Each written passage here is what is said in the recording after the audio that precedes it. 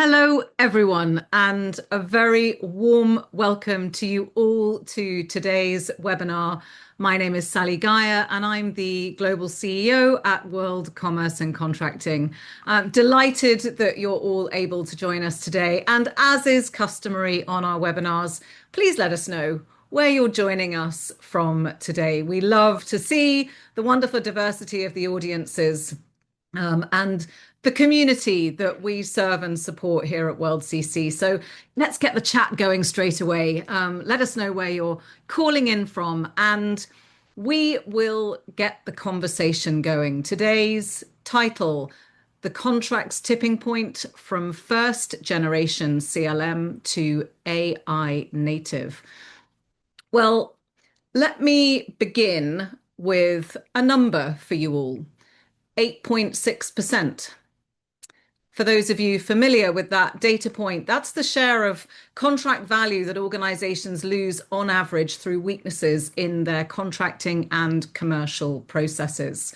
It comes from one of our big reports, the return on investment of contracting excellence, and it remains one of the most quoted and, frankly, one of the most uncomfortable findings we have published. Think about what your organization does to protect a single percentage point of margin. Now consider that more than 8 points are quietly leaking away through poorly scoped agreements, unmanaged obligations, slow negotiation cycles, and value that is agreed at signature but never realized in delivery. But here's the good news. That 8.6% is not simply a loss. It represents, of course, a massive opportunity. It represents the largest untapped source of value in most enterprises today, and it sits squarely within the domain of everyone on this call. So, why hasn't technology already solved this for us all? After all, contract lifecycle management, CLM technology, has been with us for more than 2 decades. Well, the honest answer is that the first generation of tools wasn't necessarily designed to capture that value. Our research also shows that average large organizations run some 24 different systems that touch contract data. 24. Information is fragmented across CRM, ERP, procure to pay, legal tools, share drives. No single source of truth. And where organizations did invest in dedicated CLM, many ended up with what can only be described as quite expensive repositories. And that is not just World CC quoting, that is conversations aplenty with our members around the world. Digital filing cabinets. They can store agreements beautifully, but they tell us almost nothing about performance, risk, or opportunity. So that's why today's conversation matters so much. We genuinely believe here at World CC that contracting has reached a tipping point. AI native approaches don't simply automate the old process, they change what is possible. Contracts become sources of intelligence, dynamic intelligence, rather than records of obligation. Data flows rather than sits. And the commercial and contract management profession moves from administering documents to driving true enterprise value. Over the next hour, we're going to explore what that shift looks like in practice, what separates genuine AI native capability from a fresh coat of paint on a first generation tool, and what it means for the skills and roles of the people in this audience. I am delighted to be joined today by Mick Fox, COO at TechnoMile, who has many years in government contracting, operational and product strategy, and also by Mark McNeely, Chief TechnoMile Advisory Board, and former Chief Administrative Officer at AeroVironment, who has, through his career, directed functional integration across 23 acquisitions at Blue Halo as well. So Mick, Mark, welcome to you both today. And Mick, I think I'm going to hand over to you for a moment just to tell us a little bit about TechnoMile. Thank you, Sally, and welcome everyone. This is the only sales slide I have in here, but I did want to introduce you to TechnoMile and what we're all about if you're not familiar with it. So TechnoMile is a software company, an AI software company that is located here just outside of Washington, D.C., in Tysons Corner, Virginia. And our whole ethos, everything that we think about every day, is the back office system of companies such as yours. Everything from how do you find an opportunity, and from demand signals, from solicitations that come out all the way through contract closeout. So we've been around for a while. For those of you who have been involved in all these different contracting organizations, hopefully you've heard of TechnoMile. But with that, we have over 450 different companies who have implemented or are dealing with the system that we're going to be referencing today. So thank you all for coming, and thank you, Sally, for letting me introduce TechnoMile. Mick, thank you very much indeed. So, well, let's get into the conversation. And Mick, I'm going to direct this first question to you. I set the scene a little bit in my introduction about some of the challenges, but what, from your perspective, did buyers expect from first generation CLM that ultimately it couldn't or didn't deliver? And how did that gap show up? Yeah, so Sally, the way you started off, you could not have been a better front person for all this, because you're exactly right. When companies like us show up into offices like Mark's, Mark and his team, and I'm sure all of you represented, they expected panacea. They expected, you referenced, I think you said 24 different systems. And they were hoping that with this first generation of CLM, it would all condense into this one system, and that system would act almost autonomously for them, that now all this information is one system. So when we would walk into, when we do walk into a customer's organization, as you referenced, Sally, we walk in and they have their documents sitting in some document repository over here, whether it be SharePoint, Google Drive, Box, whatever it is. They have their own personal set of templates for their contracting agreements. These are our NDAs, these are our TAs, these are our master purchase agreements, et cetera. They have their ERP sitting here with all this financial information. And then every one of them, the holy grail is that spreadsheet that kind of links it all together. And so in version 1, in CLM, generation 1, it was, I want to get rid of this spreadsheet, and I want all these other systems to be connected to that. And what we're seeing is that it actually, and this will come in further as we talk some through these other questions, we saw a divergence in terms of what customers expected, depending on who they reported up to. So if they report up to somebody like Mark, who is a contracts professional, he's worried about compliance. He's worried about, do we have the right, he's the risk manager, if you will, of the company. And so he's worried about all the risks inside of that. If they report up to a CFO, they're worried about all the financials. So it becomes much more of a financial system. Where are we with our subcontracts? Have they performed everything? We were supposed to spend $5, or £5 or €5, whatever it may be. Where are we with that? And so with CLM version 1, generation 1, it was all about how do I get all of this into one system? And what that led to were very long implementations, because every company that we would come into, they would talk about, we want all of this, and they tried to make it panacea. And so these implementations could take a very long time. And when I say a very long time, I'm talking they can take a year to a year and a half. So the entire time you talked about all of that investment that's sitting out there, that 8% of leakage, well, that's going right out the door, because you're spending it on getting this system put up, and you have a CFO starting to count, all the chits that are on the table, saying, well, it's taken you a year and a half. So there became some divide just because of length of time to stand up a system. And the other thing was, generic platforms, that everybody reads this research at all these different organizations, whether you're reading Forrester, whether you're reading Gartner, you choose the system that you're reading.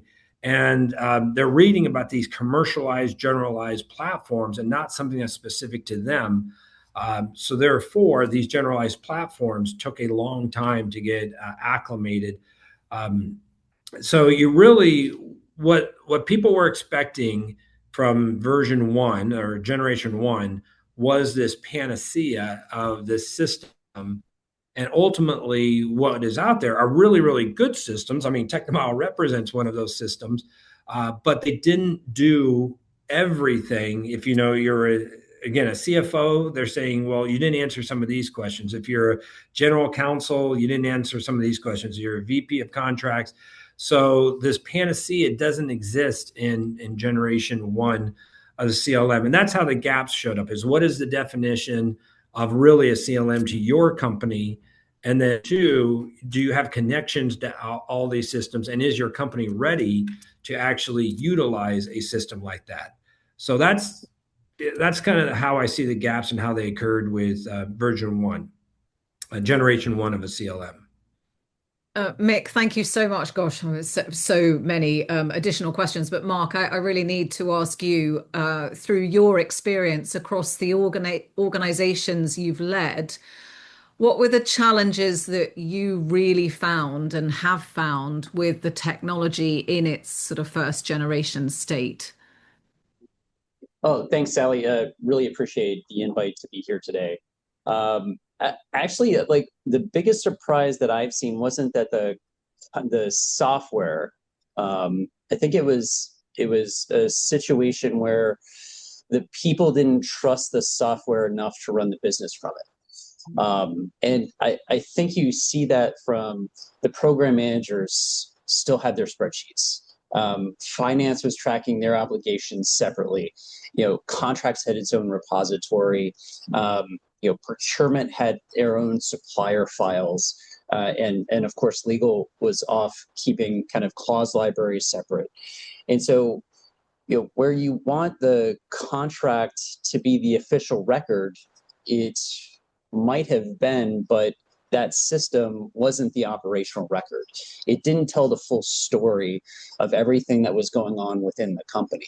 And I think that was a huge gap. Like Mick referred to, you had a lot of different players involved, but nothing was ever really bringing it all together. And people didn't trust the system to fully let go of some of those spreadsheets or those file repositories, and they continued to exist in their own silos.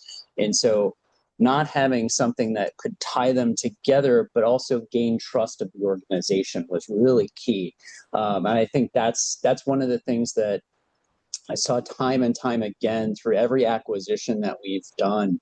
The missing piece wasn't necessarily the data; it was stitching together all the different constituencies and gaining that trust.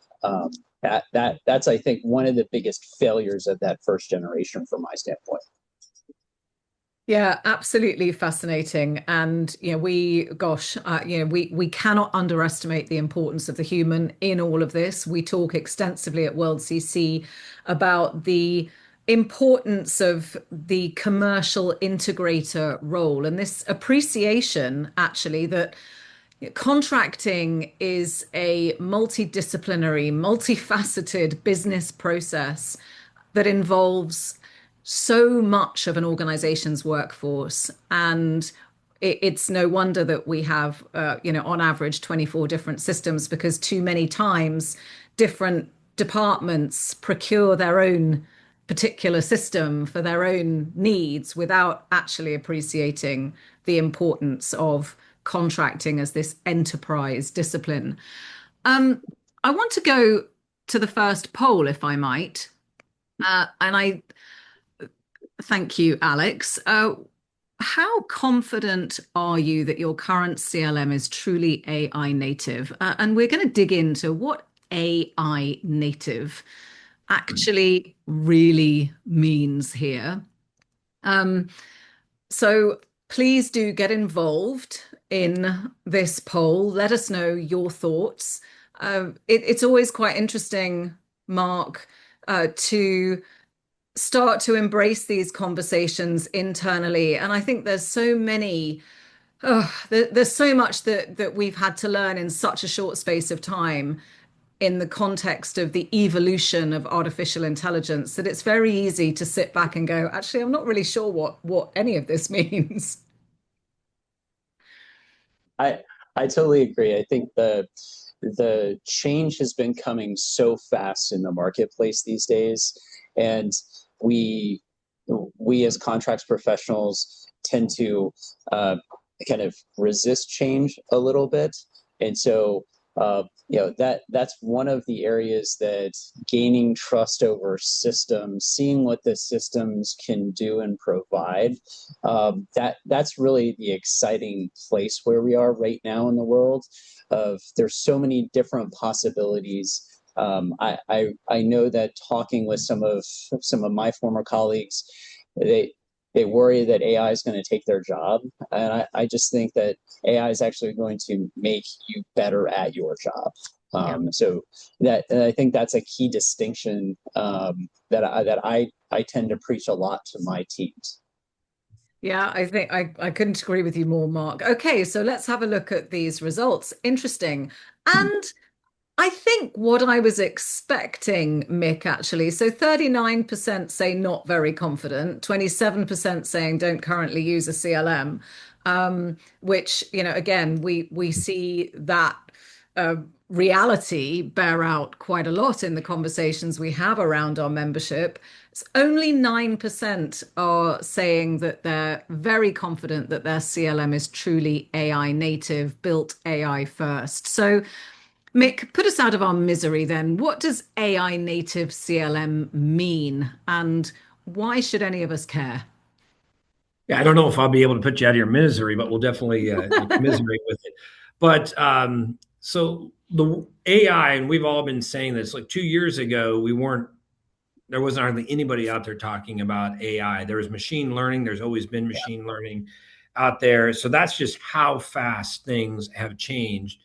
And so what you are seeing out there today are bolt-on AI solutions and then AI native first solutions. And what's the difference? And should you care about whether it's bolted on or AI native?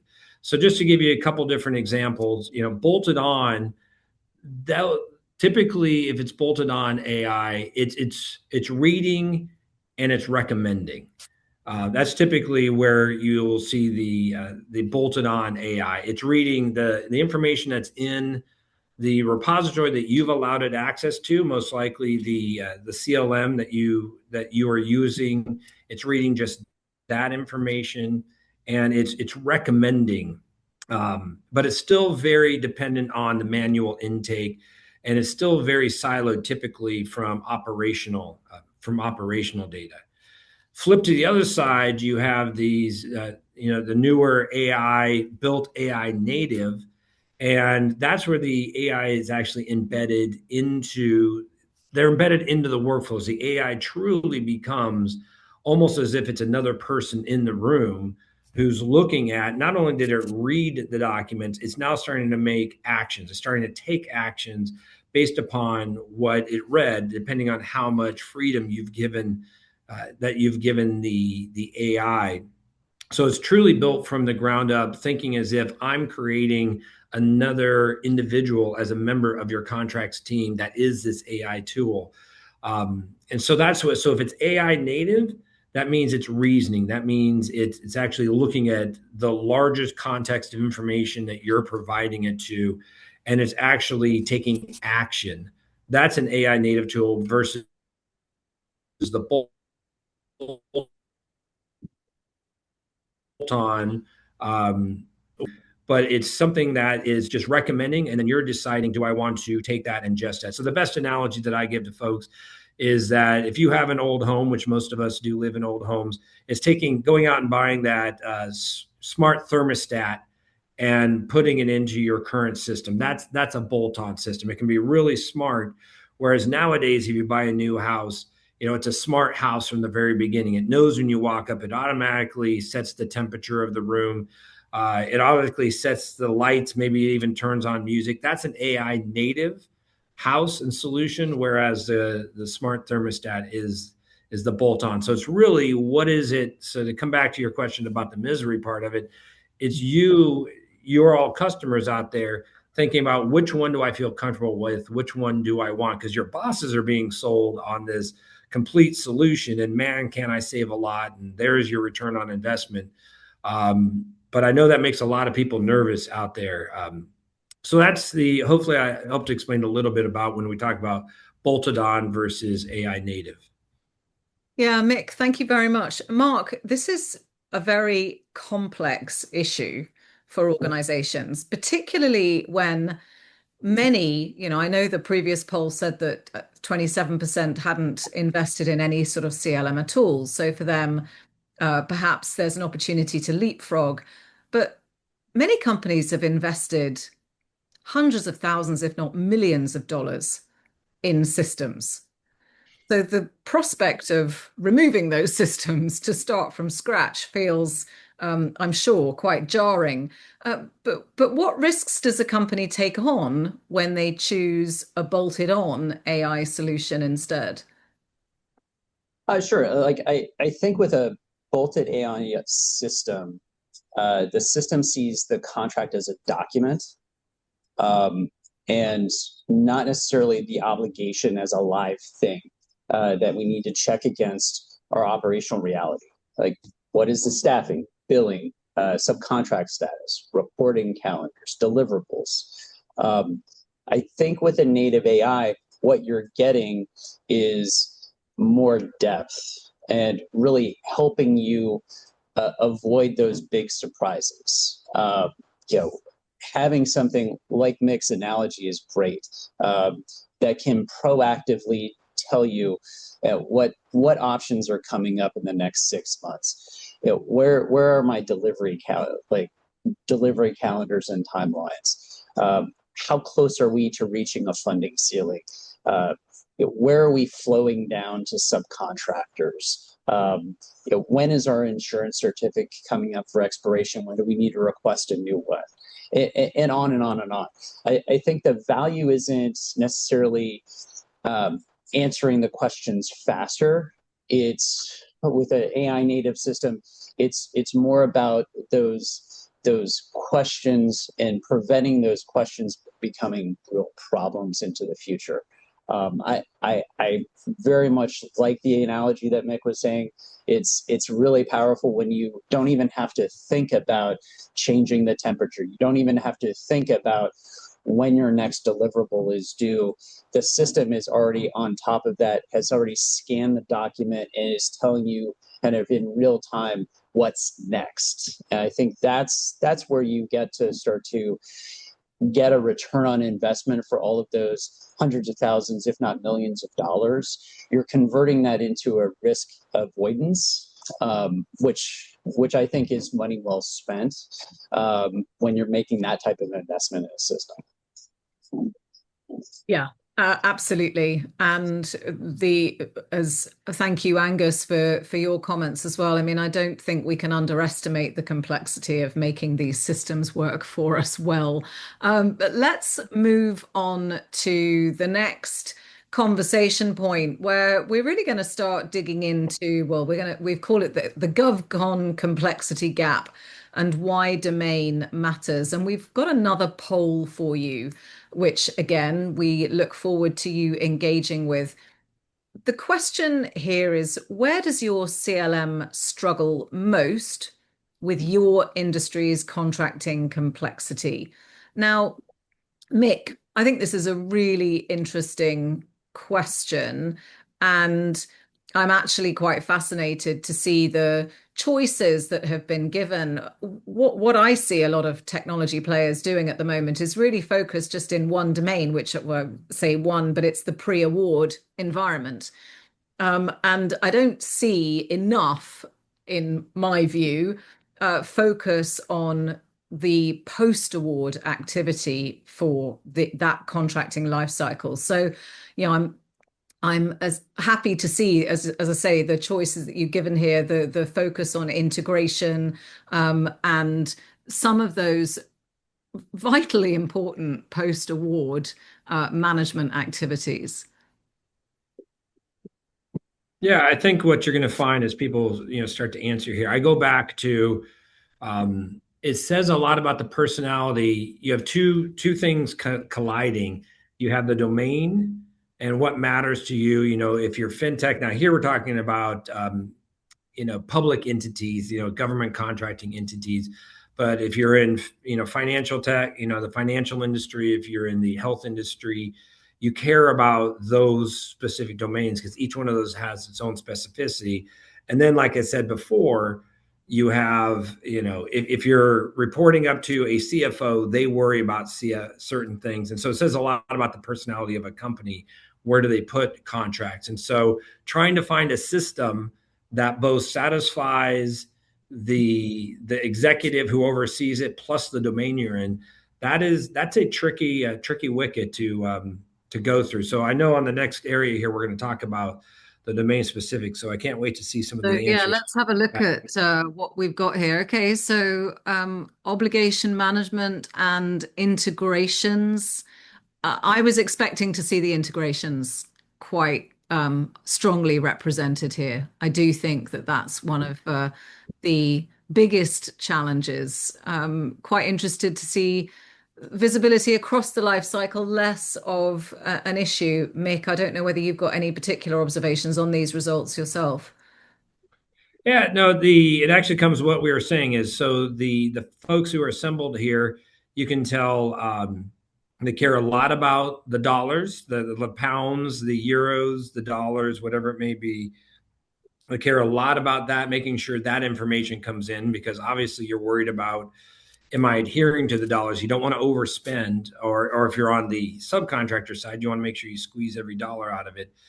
And then the obligations. This is what Mark was talking about before. You wake up and you're worried that, do we truly have everything that I have to do? Is that truly being monitored, and is the system helping me make sure that I achieve all those things?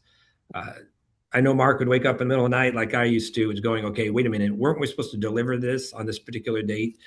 The system should be telling you that. So Yeah. Well, so let's dig deeper, Mick, into this point about, why domain matters so much in CLM design and where do generic platforms typically break down, especially in highly regulated industries? So yeah, so the domain very much matters because let's talk. I'm going to talk about it from a technology perspective. We'll let Mark talk about it from the actual execution. From a technology perspective, the reason a domain matters is because that's what you're teaching the system, right? If you're going to have a system reason for you, it needs to understand your domain. If you're in the uh, healthcare side, you're worried about very specific things when it comes to privacy. You're worried about things about quality of delivery of pharmaceuticals, et cetera. If you're in the financial side, there's domain aspects there. In the world of government contracting, it really comes down to you have thousands upon thousands of pages of regulations that you must adhere to, and if you don't, you can get booted out. You can get barred from doing, working within that system. So the domain really from a technology perspective means every single day, government contracting is one of the domains that TechnoMile really focuses on. So every single day, I have people who are adding to the domain knowledge of the system. If you're ruling government, I happen to be here in the United States. If the administration changes what it's focused on, I need to make sure our system is trained to really focus in on that specific area. So you don't have to worry about it. The technology worries about it. So the domain matters because it's trained on that information that matters to you on a daily basis, whether it be FAR, DFARS. Again, I'm talking United States. When I'm talking about this, your FAR and your federal acquisition regulations, defense acquisition regulations, you're worried about those things and what's important. And if you buy a generalized, just horizontal platform that does contracts, it's not taught that. You're the one who's going to have to teach that over time. And then on top of that, domain also matters because where's that company, the company that you bought your CLM from, where are they focused? Are they focused on what you're focused on? So that way, all the new updates every single day. Like my company, we release a new agent about every 3 weeks. We release, several new agents on a three-week cycle. So therefore, you know that if you work in the government contracting space and you have our system, every update I make to the system is going to have some impact, hopefully positive, to you. Whereas if you're working with a system that's focused on a different domain or not focused on any domain, they're not releasing agents that are focused on you. So the domain absolutely matters, both in the intelligence that's in the system and then also in future proofing for the system. So that's why, in my opinion, domain really does matter, is because if you want speed to value and you want it to be future proofed, you have to think about, where is this being trained, and is it going to keep ahead of me so I don't have to continue to go out there and try and find the next great nugget, the next great tool that's out there. Mark, an important question for you, and I'm tweaking the language we're using a little bit. Actually, for me, it's not what do buyers consistently underestimate, because we've already got too far down the line. What do organizations consistently underestimate about their own contracting complexity? I mean, I am frequently heard saying contracting is one of the least reformed business processes in any organization. And it feels like massively misunderstood. So, and it's particularly challenging when just one function is focused on the procurement of technology that's going to impact multiple functions. Why is it that we have this consistent underestimation? I think it kind of goes back to the silos, and I think our poll showed that a little bit when, one of the high marks was integrations. And back to what I was saying earlier about information being siloed and stovepiped in many different systems, whether it's a PM spreadsheet or the procurement files or the contract repository. You have all of these different players that really need to start talking together.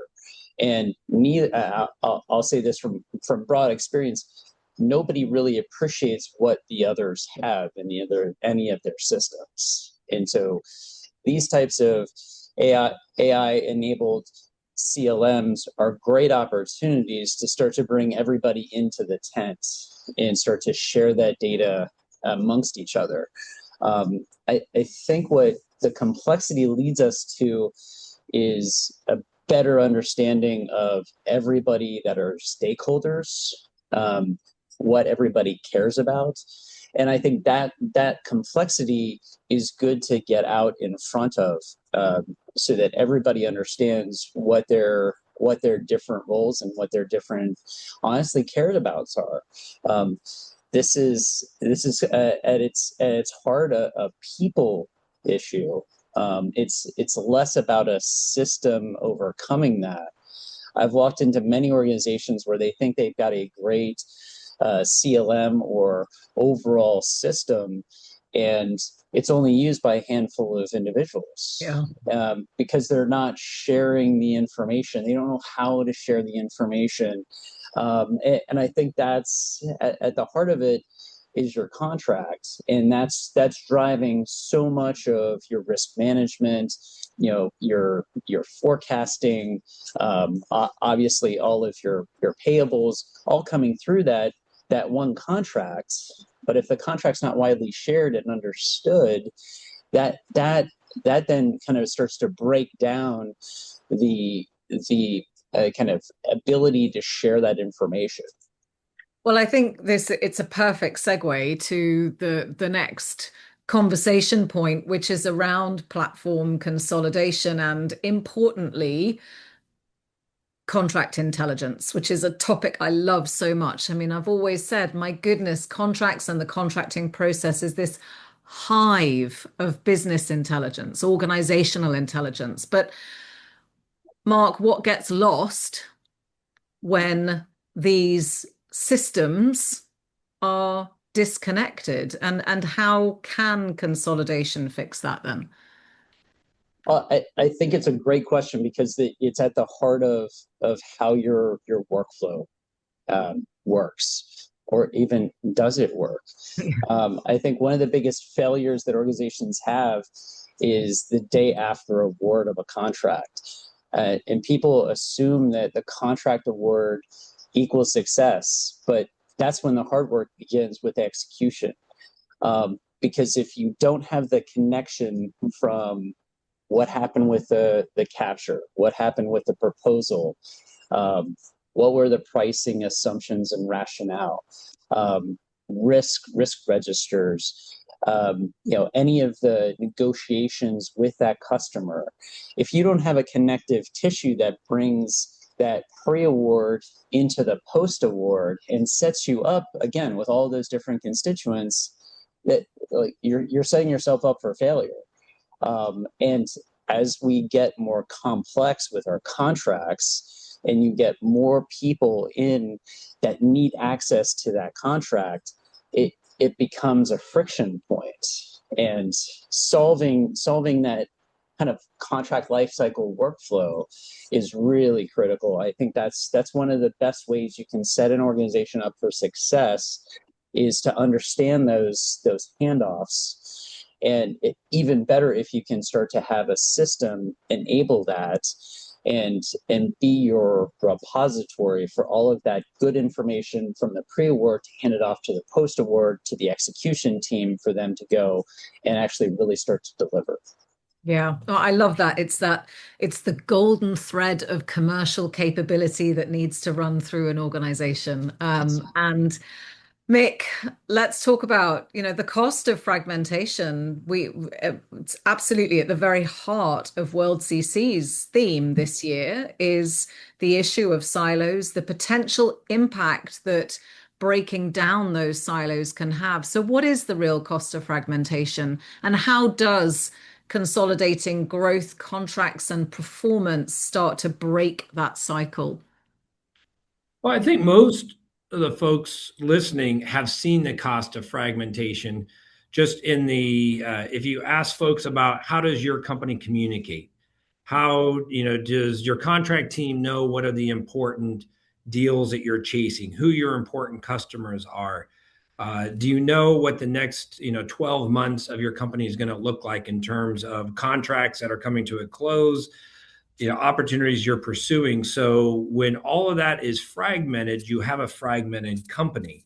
And so really it starts with, and Mark started this, it's not about the technology, it's about the people. And I second that, because the system should enable a better collaboration across all of those domains. And so when I walk into a company and with pride, they show me, well, here's where my head of sales, my VP of whether it be BD or sales, whatever you call that individual, here's my head of contracts, and they're nowhere near each other. And then here's my head of procurement over here, and this person's my pricing person. I ask them, well, how do they all collaborate?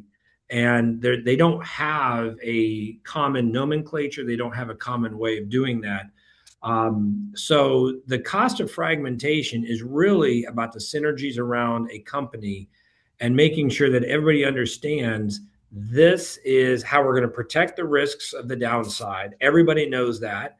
And it's as important to a salesperson as it is to a contracts person about where are the risks when they go talk to the customer, as well as what are we pursuing in the future. So the real cost then you got to take a look at is, does your growth organization, your sales organization, capture, whatever you want to call it, do they know what's going on with the contracts that are relevant to them, because they're going to use those contracts as past performance? So do you have a system that actually informs them, this is how we're going to grow, and these are the contracts that you can use for that? Contracts needs to be aware, because I don't know how many contracts people I've worked, I used to sit on Mark's side of the table, how many contracts people wanted to shoot me because I would bring them in after the RFP has gotten released, after everything has been discussed, and say, hey, could you review this for any risks?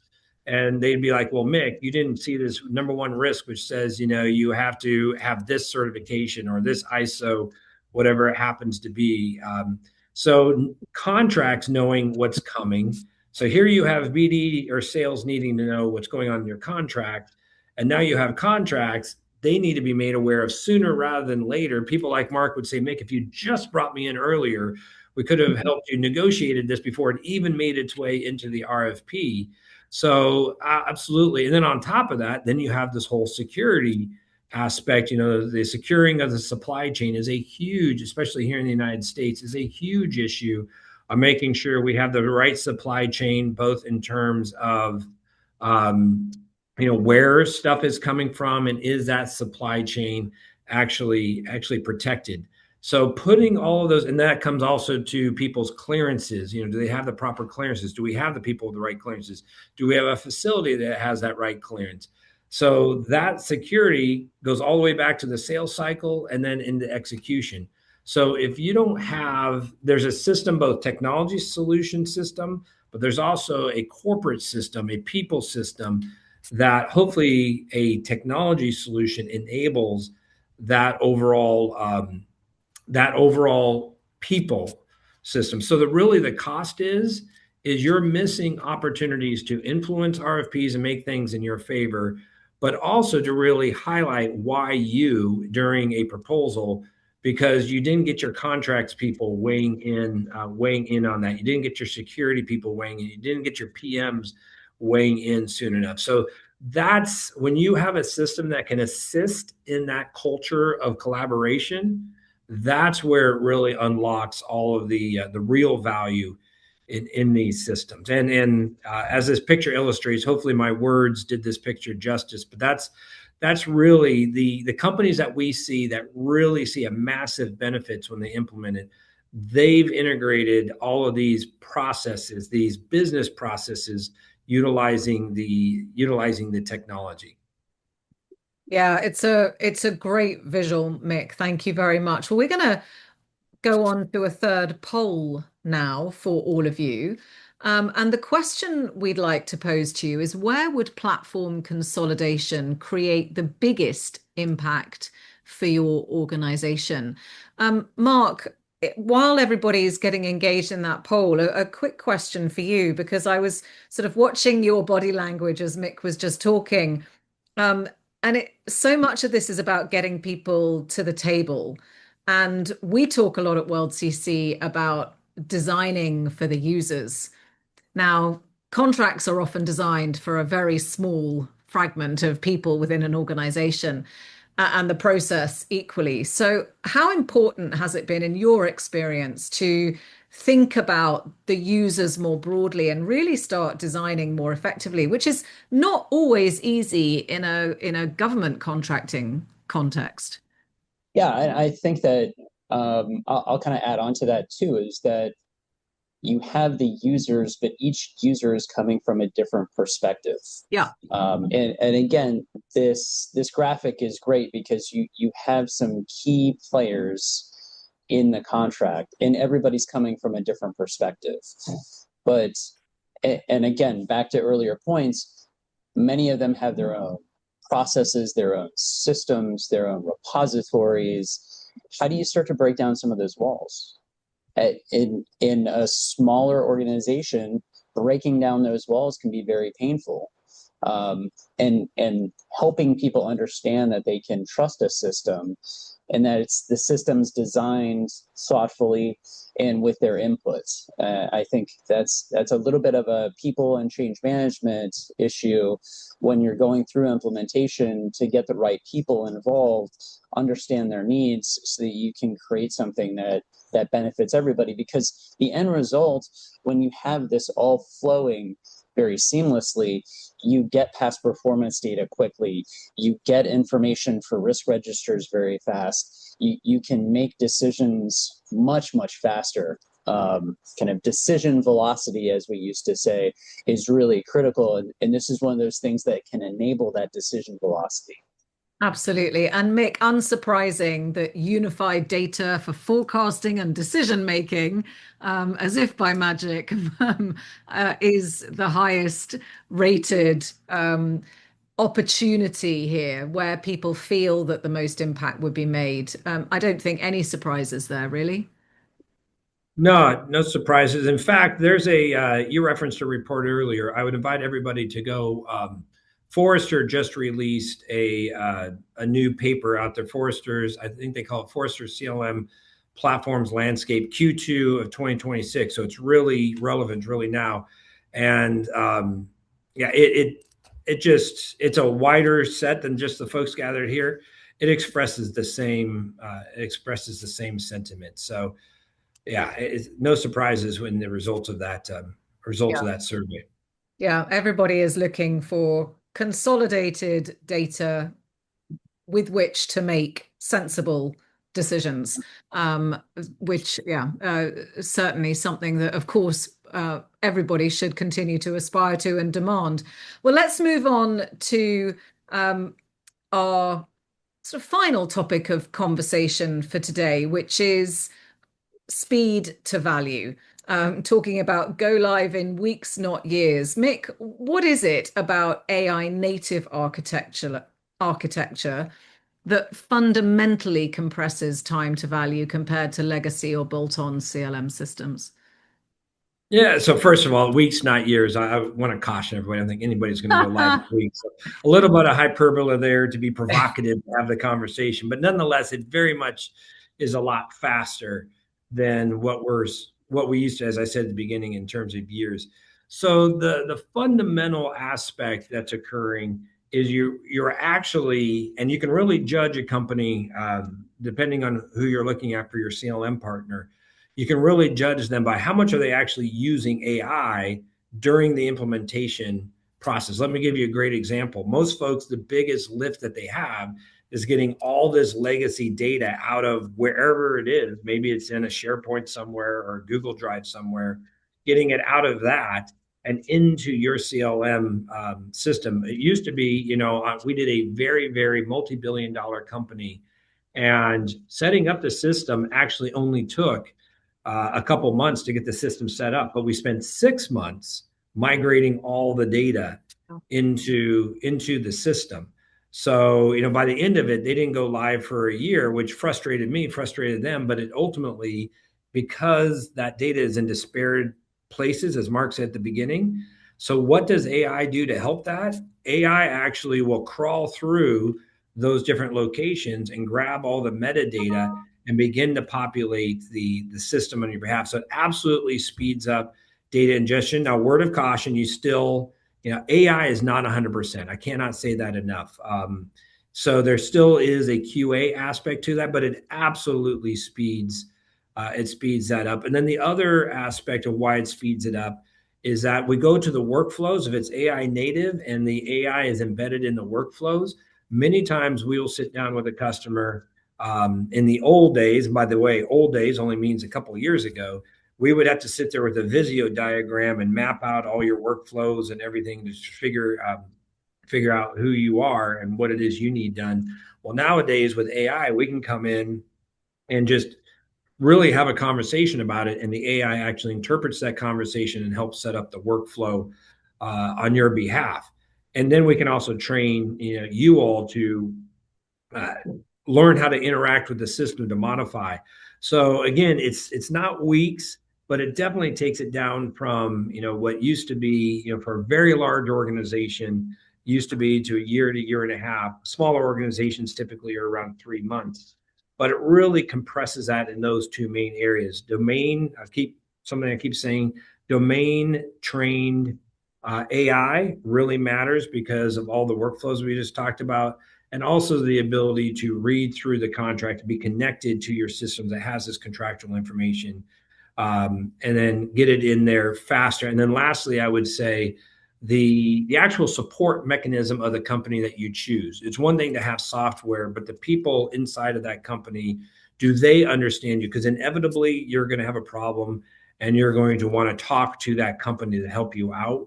And so what we have found is when we go live with somebody, the people who bought the system, the people who said, I want this system, tend to be not the users. So then the users, day one hits and they're like, how do I do this? So having human beings on the other side of the phone that actually understand your domain and can answer your questions, Put all those things together, and that's what's really speeding up the ability to go live much quicker than how it used to be pre-native AI.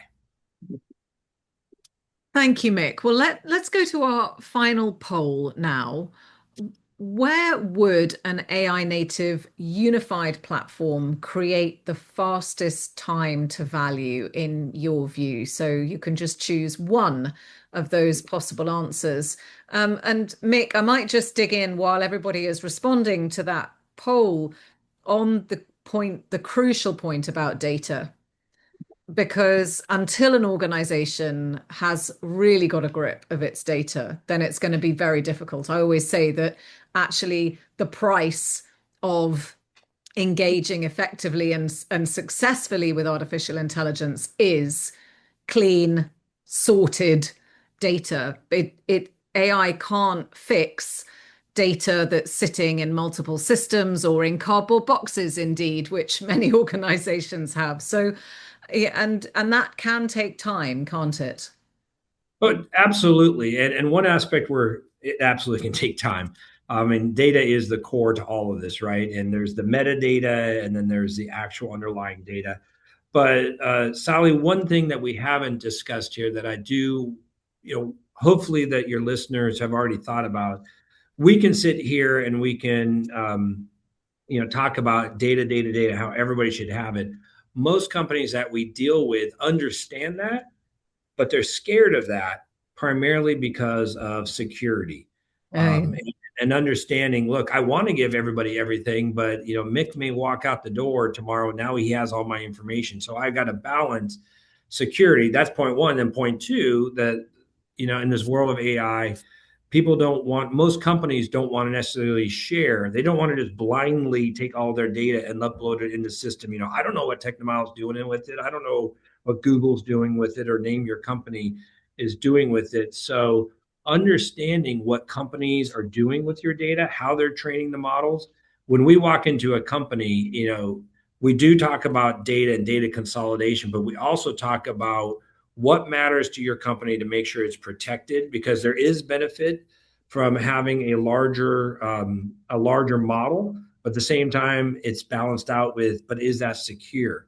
So having an AI governance and security, in fact, somebody just wrote that.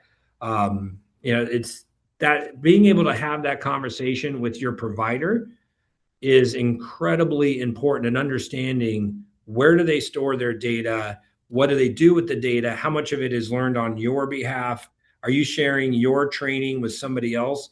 That becomes incredibly important. So it does, coming back to your point, Sally, data and the ability to share data is obviously the key, but understanding what restrictions that you feel like you need to put on that data is as key as well, because if you share with everybody, then everybody may know what your secret sauce is.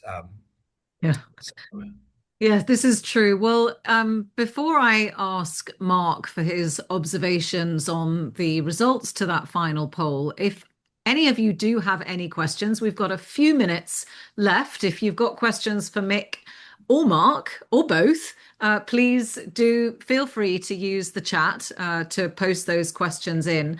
Mark, any particular observations here? Again, improving visibility. That seems to be an overall theme of the responses from the audience today. Yeah, I think we've said it a lot about breaking down the barriers and starting to pull all of the different silos together so they're working together. I was a little surprised. I thought that the reducing manual data entry and metadata cleanup would actually be higher. It's one of the things that with contracts organizations I've led, we called it the administrative chores. It's the hard grunt work that we have to do to take a contract and rack the contract award and get those clauses into a system. And even as recently as 6 months ago, I was in a system where we had to do just that, and the data entry was impossibly hard. And finding ways to encourage our teams to get the contract set up in the system through that manual entry. The fact that we're entering a new age, if you will, to be able to have a system be able to rack that much faster and present us with a side-by-side comparison of what was in the contract, the award document in PDF form, and what the system saw, so that we can quickly go through and scan it rather than having to manually type in a clause 52 dash all saves us time. From a management perspective, I love that time savings, because that means that I can deploy my staff to doing what they're really good at. Be good at negotiating, be good at monitoring our risk. Those are value adds from an executive that I like to see. The other two big kind of points here, improving the visibility across growth. We've talked about that, but really automating the obligations and the post-award workflows. There again, we have a contract set up. How do we administer it most efficiently? How do we get the information out to people that need to know? My finance teams, my accounts payable, my subcontractors and vendors. What do they need to know? How do we automate that workflow? So I love that people are kind of thinking through those kind of key pain points, because that's something that I would hope that our next generation of AI native platforms will really start to take that pain away, and we see less of that, and we can work on the really big things that we need to do. I think it's brilliant. And Mark, it prompts another question for you, which is, and perhaps a slightly controversial one, but you talk about the getting rid of the administrative work, that laborious administrative work. I wonder how many people for whom that is their comfort zone. That is what they've done for many years. That's what they're used to. That's what they're comfortable with. And to take Mick's point about scary, actually, it's scary being asked to be strategic. I don't know what you mean by that. What do you mean you want me to look at business intelligence? What do you mean you want me to give intelligence to the organization? So again, this becomes a very human issue too, that we have to give people the confidence to utilize the tools, and in many instances step out of that place that might be dreary and administrative but is comfortable. Yeah, and I will date myself a little bit in that when I started contracting, we were contracting with paper binders. Yeah. And Me too. we were delivering our contracts in person in three copies. We still have a little bit of that today, but we've changed and we've evolved. We've come into a kind of an electronic world, and so we're accepting electronic signatures, and this is just a kind of an evolution of our industry. And so in many ways, I'm very sympathetic to bringing our workforce along, but also showing them the benefits. And like I said earlier, this allows you to work better, more efficiently. And for those that are hanging on to those kind of key pieces of they like the administrative work, that's fine. But there's so much more that you can start to do and start to experience and really help the organization as we start to come through this next wave. I think it's an exciting time. But at the root, it all becomes about the people. And it's about change management. It's helping to everybody to understand the benefits and the costs, and balancing both of those as you go through this change management process on top of a systems migration process. I think those two things go hand in hand. Yeah, absolutely. I can hardly believe we've reached the top of the hour already. Mick, I want to give you the last 30 seconds just to give everybody your key takeaway. No, thank you for everybody's time, but it's an exciting time. It can be scary because of all of the information sharing and what's AI going to do and whose job is it going to take away, and I don't see that happening. I think there's a lot of hype around that aspect of it because there's still a lot of learning we all have to do about how to use it effectively. But I would just ask folks, there's so much going on that you stay up on all the technology, that there's a lot of reports out there. Obviously, we'd love to talk to you, about what is going on, because again, if we were having this conversation 2 years ago, we would not be talking a lot of these issues about AI reasoning. AI, generative AI was really the big thing starting to come on, but now it's all about, that's passe. Now it's all about AI reasoning. So it's really exciting. And I would just say, make sure that whoever you decide to partner with as your CLM company is thinking about those things. Those are the hard questions you should be asking your CLM partners. Are they considering that? And if they're not, you're probably with the wrong partner. Mick, Mark, thank you so very much for sharing your time, your wisdom and expertise with us over the last hour. And a huge thank you as well to the audience for spending part of your day with us. We hope you found this session really valuable, and we look forward very much to connecting with you soon. And make sure you connect with Mick and Mark as well. Wonderful. Thank you, gentlemen, very much indeed. Thank you. Goodbye, everybody.